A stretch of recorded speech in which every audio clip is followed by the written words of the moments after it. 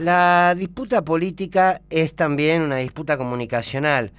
Casi que en estos tiempos la comunicación hace a la política con el hacer también, que lo constituye. Si hablamos de la comunicación en estos tiempos, podemos advertir que en medio de un vínculo comunicacional en el que vivimos, es un vínculo comunicacional violento, sin profundidad, más pensado para el impacto que para la reflexión, que para el análisis, que para la crítica. Donde particularmente, y se puede encontrar en los medios de comunicación, se puede encontrar en la comunicación política, se puede encontrar en la comunicación casi comunitaria de todos los días. La oposición comunica para instalar la agenda y le es fácil esta tarea. ¿Por qué? Porque posee más del 80% de los medios. Entonces, instalar sus intereses como las noticias que nos deben importar a todos y a todas les resulta muy fácil.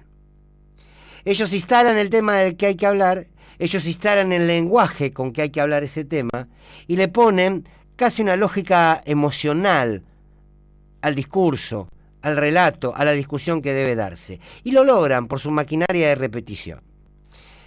De este lado, muchos insisten que hay que hacer oídos sordos a la agenda de la oposición, a la agenda del poder real, y no repetirla. Y hay que construir una agenda propia. Y el problema aquí, para quienes plantean esto, es que hay que advertir que nos hagamos cargo o no nos hagamos cargo de la agenda que instala la oposición o el poder real, esta se instala igual. Quiero decir, Clarín, La Nación, Infobae, Juntos por el Cambio, no necesita de cada uno de nosotros, quienes estamos parados en el campo nacional y popular, para instalar un tema. Lo hacen inevitablemente. ¿Por qué? Por la desproporción de la correlación de fuerzas. Por lo tanto, la opción que queda desde este lado es salir al cruce de esa agenda y al mismo tiempo construir la propia. Ahora bien, la denuncia es una etapa de la comunicación política, no es el todo. La propuesta es otra etapa, si se quiere, la más importante. Y toda comunicación, lo sabemos, para ser exitosa, debe ser pensada desde y para la pluralidad cultural, del lenguaje y territorial de donde queremos comunicar. No todo se debe o se puede comunicar de idéntica manera. Solo puede hacerlo el odio. El odio sí tiene un solo lenguaje. Por eso a la oposición y a los medios del poder real les es mucho más fácil instalar su relato y su discurso. Porque todo lo que se opone al odio o todo aquello que exige mayor espacios de discusión y de reflexión y de análisis, claro, lleva más tiempo. Ahora, si desde este lado solo le contestamos al odio, nunca seremos lo nuevo. Nunca seremos lo nuevo. La derecha en toda la región, aquí en la Argentina también en particular, ha perdido el pudor, se ha quitado el bozal, no tiene límites en el decir cuánta barbaridad desee. Destilan su desprecio, su xenofobia, sin ningún reparo.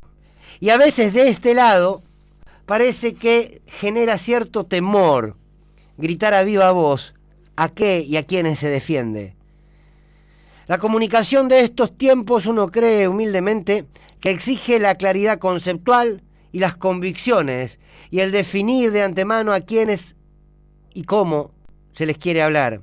Pero además estos tiempos exige una comunicación que se anime a un nuevo lenguaje, a una nueva épica. Se comunica para convencer, no solo para dar a conocer. Lo que no puede pasar es que la comunicación política sea simplemente convencer que el otro miente o convencer de que el otro odia. Hay que convencer también a partir de las convicciones propias, de la mirada de país propio, de patria, de una mirada inclusiva, que busca ser justa, que pretende ser soberana e independiente. Esa comunicación política es central en estos tiempos. La disputa comunicacional que estas horas exigen es salir del personalismo, salir de la nominalidad, salir de los nombres y los apellidos, para comunicar lo que esos nombres y apellidos representan en términos sociales, económicos y culturales. Otra comunicación es necesaria en todos y en todas para construir otra política.